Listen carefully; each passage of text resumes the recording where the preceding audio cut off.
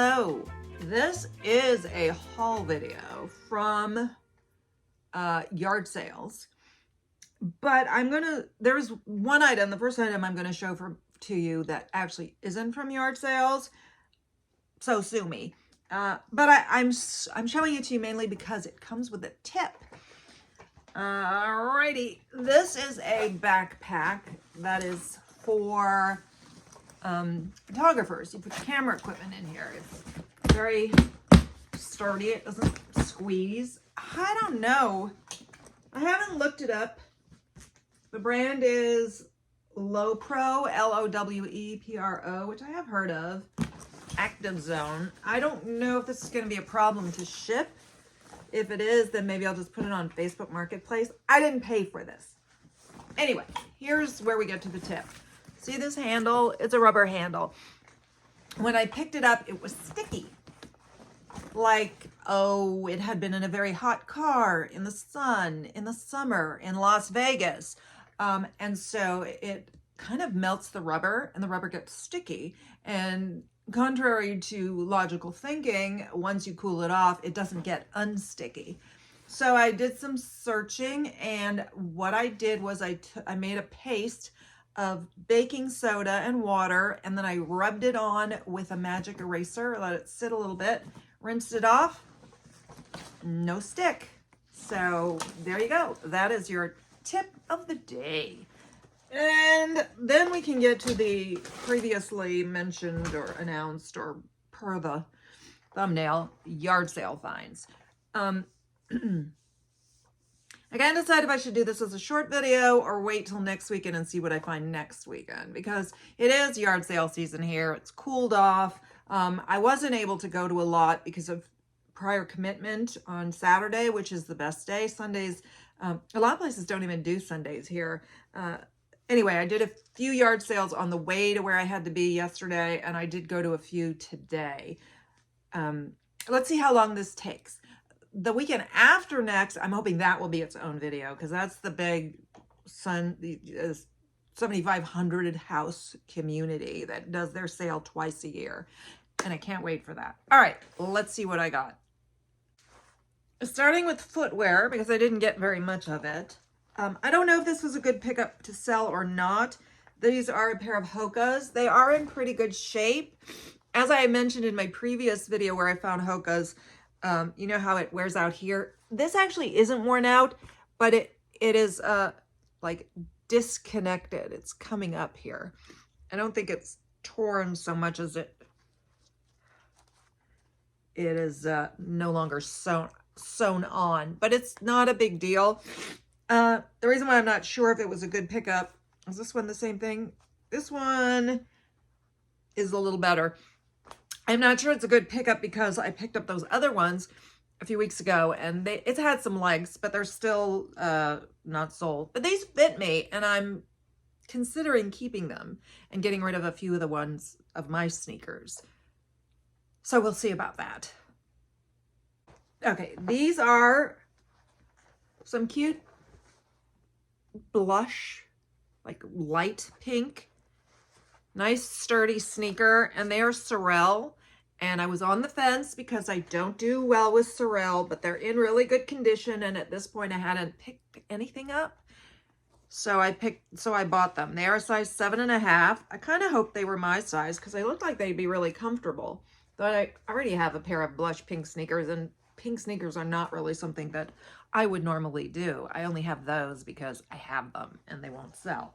And then I picked up these. These are, I thought they were kind of cute. They claim to be Fendi. I did do a quick search. I couldn't really delve into it much at the sale because at this point, I needed to leave to be where I had to be, and I couldn't be late for that. And they are size 39, which is normally my size. So I was just like, they were $5. I'll pick them up. I did a quick image search, and this is a style that Fendi offers. So now I have to figure out what details I look at. It does say made in Italy. It's not a sticker. It's, you know, like embossed.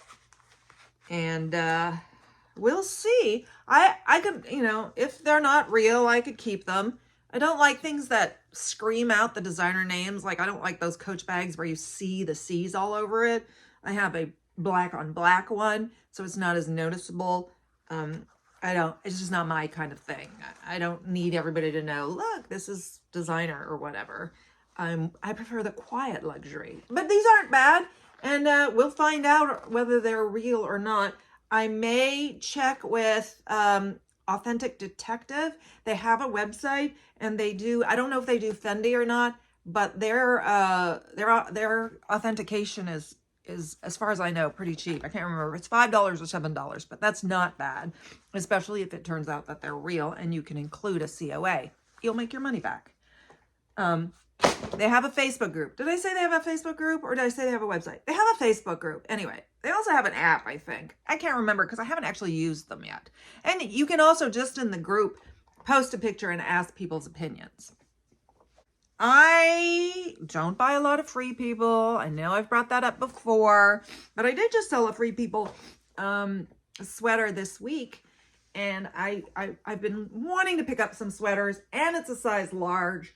So all the clothes at this sale were $1. I gave it a whirl. It appears to be in good condition. I think I'll just weave this back in. Not a problem. Similarly to that leather vintage portfolio that I picked up in my last video or the one before, I don't know. I ended up, the one that was what I picked up in Desert Hot Springs. Anyway, I picked this up. I don't know if it was good, but I couldn't resist it. It is leather, vintage men's briefcase. It appears to be in good condition. It says genuine leather, and the brand is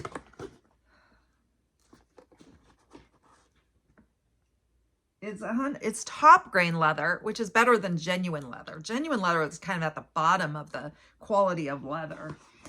So that's even better. It's Sebco, S-E-B-C-O. I did a quick search of Sebco. I didn't get a chance really to see sold comps, but I saw the asking comps were very reasonable, and it was not expensive, so here it is. I know I have to end things with, so I got it, and obviously I got it, or I wouldn't be showing it to you. But I need words. This is a men's coat,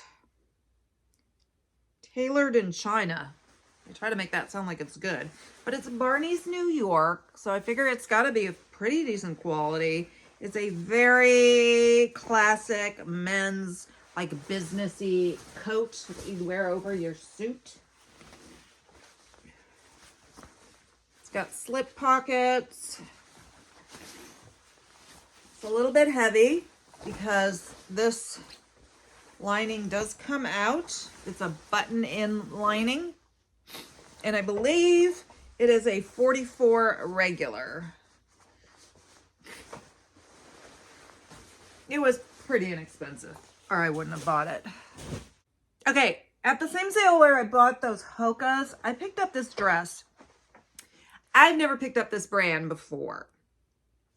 I've heard of it, and I've heard it's a higher end brand. And yet as I was looking around, I saw this first and I was like, no, I'm not going to buy it. And I'll show you why. The back. It has an exposed zipper. And as far as I know, exposed, in fact, it goes all the way down. Like a back open coat. And exposed zippers, as far as I know, are passe. As a matter of fact, I just watched the last episode, the final episode of the newest Project Runway. And one of the 3 finalists, his final gown had an exposed zipper. And as it was coming down, I was like, I don't know about that zipper. Are they back? I would expect that these people would know what is, current and what is not.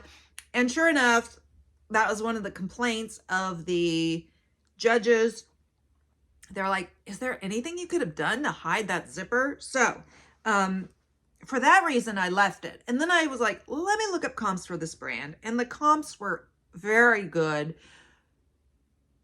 So I decided, well, I'll buy it. And even if it's going to get less because it's, the exposed zipper isn't very current, that, not everybody needs things that are, right this moment. They might just love it. So I decided to try it anyway. And the brand, because I've never found it. House of CB London. It's a very wide open front. She said, oh, that'll look cute on you. And I'm like, yeah, I don't do that. Even when I was young, I would not do that. I don't even know how you do that, honestly. Fitted, light pink. I don't love it, to be honest.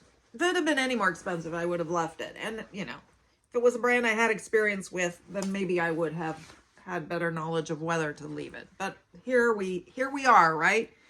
It is lined. Is there a size? I hope so. Yeah, it's a small. Okay. So what do you think? Do you have experience with House of CB? Was that a mistake? We'll find out. Then I picked up this little bag. It is Kate Spade. I thought they'd overcharge because they had a Coach there that was new with tag, and the tag said it was like $300, but they were asking $60. I didn't even look that up because I just don't have that much luck with Coach, and retail value is not a big indicator. But this was $4. So I'm like, all right. And I did do a Google image search to see if this was an actual style of Kate Spade. And it is. And it feels really good. Stitching looks good. Everything looks good. It's just a basic crossbody with 1 or 2 slip pockets in there. What does this tag say? Kate Spade, New York. All right. So for that price, I wouldn't have paid more than, I think, $5 for it, just because Kate Spade doesn't necessarily sell that quickly or well. But I don't have a lot of access to bags, even when the bins aren't messing with us. Bags are hard to come. They don't ever have like a bags bin. So, and because the universe works in mysterious ways, I picked up that House of CB dress, as I just showed you, because I've never seen it. I have, I've been reselling for years. I've never found one. And when I then found today 3 more pieces of House of CB. Paid a little more for them. I don't know if it was a good idea or not. I didn't look up comps again because I had already looked them up. This is a size small also. They're all size small. So all my House of CBs could sell to the same person. It's got that heavy like bandage dress sort of stretch. At least this one doesn't have an exposed zipper. It has this cool lacing up there. Very bodycon. So I actually like this one better than that pink one. Had I picked up these things first, probably would have left the pink ones. But the pink one I picked up yesterday, and these I picked up today. Now these I asked her, I was like, is this a set? And she said she thinks they were sold together on the website, because apparently I don't know anything about House of CB, but they have a website. And she said she bought them together, but you can definitely wear them separately. So this is the top. She said I think she wore them together. You have to be a certain type to wear it. This is the top. It's like a broad top, silver, shiny. It doesn't exactly match the pants. Like it's not the exact same color or anything. So I don't know if it does have a little exposed zipper. I don't know if I should list these 2 items together or separately. If you have an opinion, please, please, please, please let me know what you think. Especially if you have any, experience with something like this. These are the pants. I like the pants. You see, they're darker, but equally sparkly. Just a very loose, wide leg pant.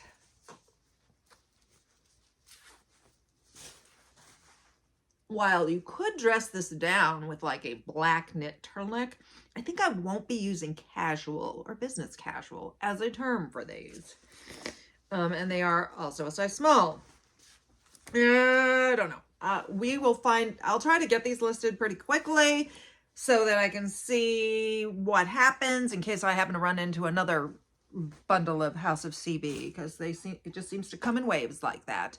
And finally, I didn't look at this as closely as I should have, so I didn't realize what the issue is with it. And I did pay up for it, but I still would have bought it just because, well, I'll show you. This is I thought it was a blanket. It looks like a Hudson Bay blanket, but it's a coat. I'm going to have a hard time showing this to you. And I can't even throw it on and show you because it's humongous on me. I don't understand how this woman wore it. She wasn't huge. This was her coat. She said she used to wear it all the time when she'd go to Mount Charleston. This is the hood. And it's got this fringe detail. That's, you know, kind of a distressed look. It's got loose threads and stuff. And let me show you, well, this may be a clue if you're familiar with these things, the points. It is earlies of Whitney Point and Northwest, pure new wool, Dayton, Ohio, made in England. So early of Whitney Point made in conjunction with Hudson Bay blankets. The Hudson Bay blanket that I sold and the one that I still have these points. That's the early of Whitney's points. So there is a sort of relationship. This is not Hudson's Bay, but it's definitely Hudson Bay-ish. I even brought it in. I wanted to show it to my mom, and she's like, "Is that a Hudson Bay?" I said, "Not exactly." But the weird thing is, I know this is the outside because of the fringe. So apparently you're supposed to wear this on the outside. Isn't that kind of weird? I saw one similar that was not a particularly good listing. It didn't have enough pictures. It didn't have much of a description, and it sold for $250. So I thought I was going to list it at $300, but then I realized that she had cut off what I assume was the belt. I mean, I don't know what it was, because there isn't any on the other side, unless it was two and one went this way and one went this way and you tied them in front. You would have to, I think, get some kind of black, maybe stretch fat or a wool or something, and then just tie it around your waist. So I don't think that's going to keep it from selling. That's for sure. It's very much, other than that one I had sold, I did see some other early of Whitney Point stuff, but nothing like this, and nothing so Hudson Bay-y. So I am happy that I got it. I'm not happy that there's no belt or any kind of closure and that it's humongous. And I think, I don't even know how I'm going to, it will hopefully fit in a large poly mailer, though I can't guarantee it. And it certainly can't go in a box because that'll weigh too much. So I'm going to actually have to test that out in a poly mailer before, you know, when I'm listing it. So anyway, so that is it for this weekend. Considering that I really didn't have a Saturday to do my yard sailing, I'm pleased that I managed to bring home this many things. And next weekend I will go yard sailing. October in Las Vegas is the best yard sailing month because it hasn't quite turned cold. It's not as windy. September's still too hot. So I'm hoping there'll be plenty of them. And then the weekend after that will be the big one. So I'm hoping for some more yard sale videos very soon. And thank you so much for watching. And I'll see you next week, I hope. Bye.